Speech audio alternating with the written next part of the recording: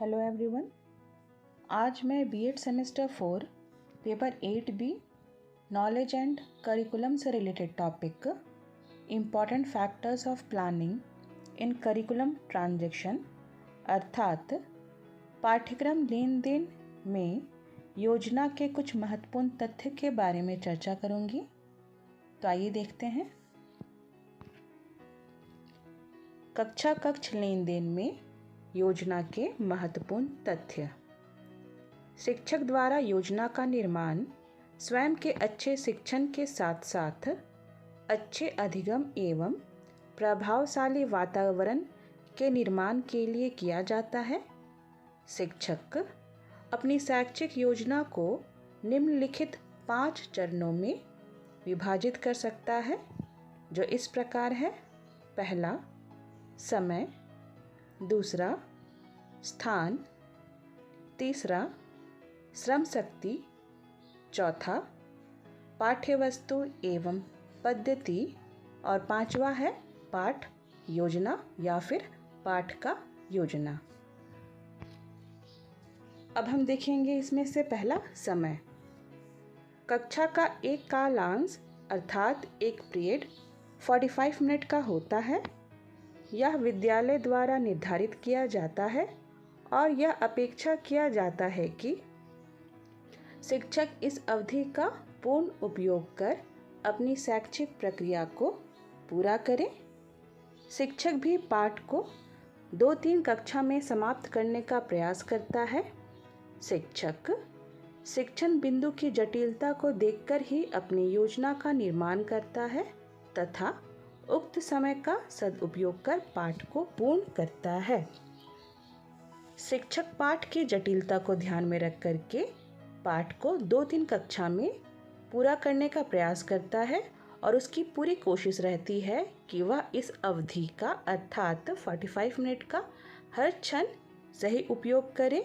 और यह सिर्फ योजना के द्वारा ही संभव हो पाता है, क्योंकि योजना बनाते वक्त शिक्षक यह ध्यान में रखता है कि कौन सी शिक्षण बिंदु विद्यार्थियों के लिए आवश्यक है और कौन सी नहीं, और किस विषय पर अधिक चर्चा करना है और किस विषय पर कम, जो सिर्फ और सिर्फ योजना के द्वारा संभव हो पाता है।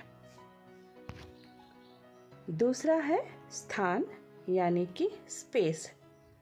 शिक्षण अधिगम प्रक्रिया के संदर्भ में स्थान का तात्पर्य वैसे जगह से है जहां शिक्षण अधिगम बिना किसी विघ्न या रुकावट के सुचारू रूप से हो सके, अर्थात स्थान का तात्पर्य कक्षा से है यानी क्लासरूम से है।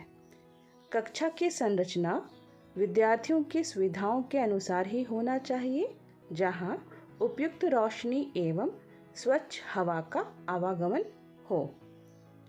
स्थान को शिक्षण अधिगम के अनुकूल बनाने के लिए भी शिक्षक कुछ आवश्यक फेरबदल या परिवर्तन कर सकता है, जैसे विद्यार्थियों की बैठने की जगह में परिवर्तन, पढ़ाने के क्रम में स्थान का परिवर्तन, उचित स्थान में शिक्षण अधिगम सामग्री का प्रयोग इत्यादि।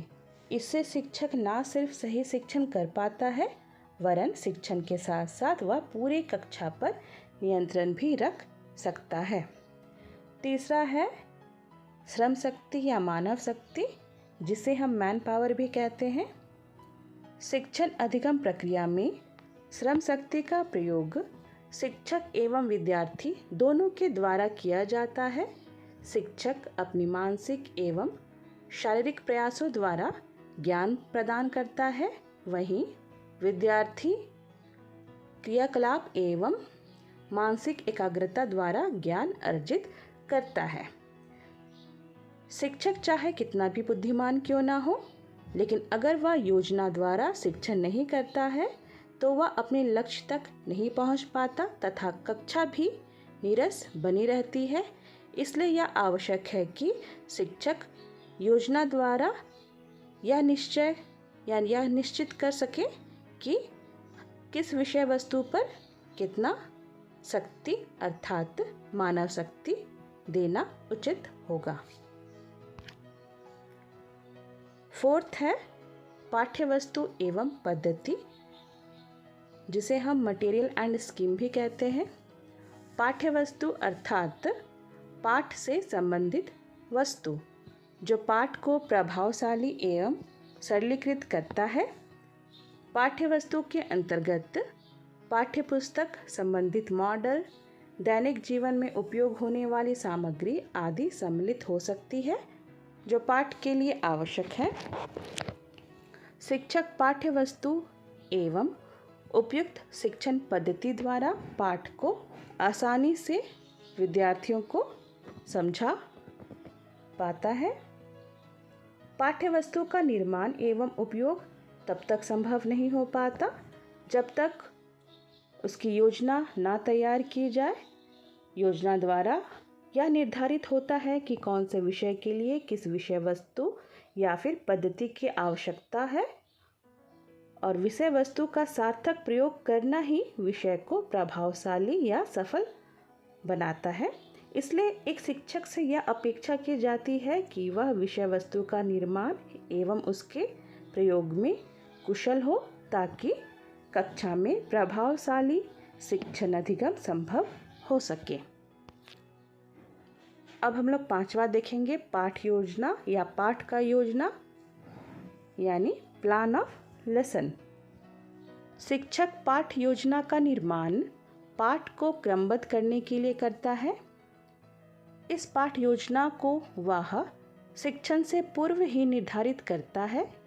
इस क्रम में वह यह निर्धारित करता है कि कौन से शिक्षण बिंदु का प्रयोग कब करना है और कैसे करना है, साथ ही किस शिक्षण बिंदु को कितना समय देना उपयुक्त होगा तथा किस शिक्षण बिंदु में क्रियाकलाप की आवश्यकता है और यह कितने समय में पूर्ण करना है।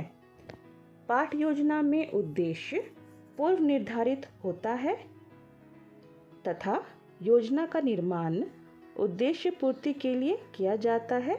वास्तव में पाठ योजना का निर्माण शिक्षक पाठ्यक्रम एवं विद्यार्थियों को ज्ञान प्रदान करने के लिए करता है। जहां विद्यार्थी उसे अच्छी तरीके से समझ पाते हैं, वहीं शिक्षक भी पाठ को अच्छी तरीके से पढ़ा पाता है तथा समय का सदुपयोग कर पाता है। आज के लिए इतना ही, और इसी तरह का और एजुकेशनल वीडियो के लिए please do like, share and subscribe my channel. Thank you.